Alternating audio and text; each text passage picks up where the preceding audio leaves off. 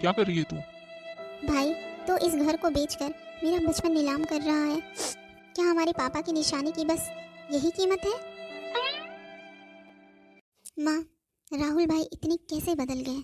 बोल रहे हैं ये घर पुराना हो गया है, इसे बेचकर शहर में नया फ्लैट लेंगे। बेटा, वक्त के साथ लोग बदल जाते हैं। उससे लगता है ये घर सिर्फ ईंट पत्थरों से बना है, लेकिन वो भूल गया कि इसी आंगन में और इसी घर में उसने चलना सीखा था, उसका पूरा बचपन बीता था।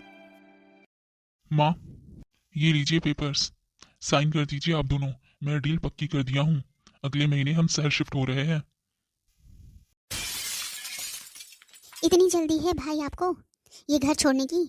शायद आप भूल रहे हैं भाई, ये वही घर है जहाँ पापा हमें कहानियाँ सुनाते थे, हमारा बचपन बीता है।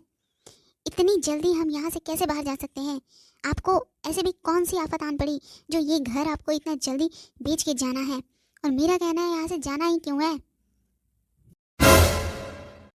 बहन, तू इमोशनल बातें मत किया कर, ठीक है? प्रैक्टिकल बन। इस पुराने मकान की दीवारें गिर रही हैं, ये आप लोगों को दिखता नहीं है क्या? हमें मॉडर्न होना पड़ेगा जमाने के साथ साथ। कब तक हम इस घर में पड़े रहेंगे? धसे पड़े तो घर है हमारे। देखा है आपने कभी? मुझे पता है कि हमारा बचपन बीता है, पापा की यादें हैं, निशानी है, लेकिन कब तक इन सब चीजों को लेकर हम बैठे रहेंगे? कभी ना कभी तो बाहर जाना ही है। ठीक है भाई, आपको इतनी ही जल्दी हो रखी है ना ये घर छोड़ने की? ठीक है, माँ ने तो साइन कर ही दिया है, बचा मेरा साइन। मैं भी साइन कर देती हूँ। आप ये घर छोड़कर तो चले जाओगे, घर शहर में आपको सुंदर सा मकान भी मिल जाएगा, जैसा चाहोगे वैसा रहोगे। लेकिन आप मुझे एक बात बताओ, आप पापा कहाँ से लाओगे? पापा की यादों को कहाँ से लाओगे? इस घर का आंगन कहाँ से लाओगे? इस घर में हमारी एक एक बचपन की यादें बसी हैं, हमारे पापा की हर वो निशानी है। लेकिन आपको तो अपनी मनमानी करनी है ना, तो कर लो अच्छे से। और तो और भाई, आप एसी की ठंडी हवा तो खरीद लोगे, पर इस आंगन की मिट्टी की खुशबू कहाँ से लाओगे?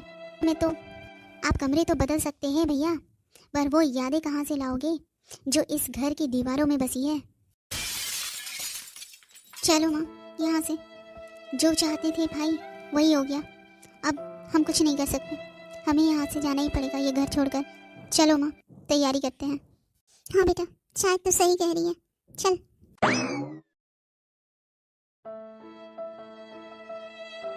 ये मैंने क्या कर दिया? माँ, और कितना रोगी? जो होना था वो तो हो गया ना, अब चुप हो जाओ। अब मैं क्या करूँ बताओ? मैं तो बहुत हद तक कोशिश की कि हम इस घर से ना जाएं, लेकिन भाई है कि समझता ही नहीं है, तो क्या कर सकते हैं? पता नहीं मीरा, हमारी परवरिश में क्या कमी रह गई थी जो आज तेरे पापा के जाने के बाद मुझे ये दिन देखना पड़ रहा है। अरे, उनकी आखिरी निशानी में ये घर है, अब हम इसे भी बेच के चले जाएं क्या? क्यों नहीं समझता है राहुल? मुझे ये घर छोड़कर नहीं जाना है मीरा, बिल्कुल भी नहीं जाना है। लेकिन बेटे की जिद के कारण जाना पड़ रहा है। क्या सोचेंगे तुम्हारे बाबूजी कि मैंने उनकी आखिरी निशानी में ये घर तक नहीं बचा रखा? आखिर क्या कमी रखी थी तुम्हारे पिताजी ने तुम दोनों की परवरिश में? जो बोला हर चीज़ वो पूरा करते गए।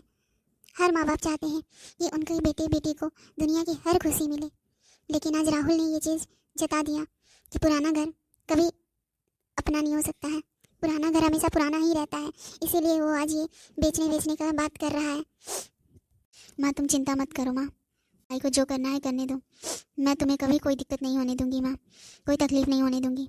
अरे, मुझे क्या ही दिक्कत होगी पगली, जब मेरा बेटा ही अपना ना हुआ। माँ, हाँ बोल बेटा।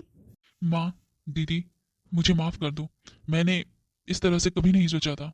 भाई, तुझे पता है बेटियां पराई हो सकती है, पर उनका बचपन कभी पराया नहीं होता।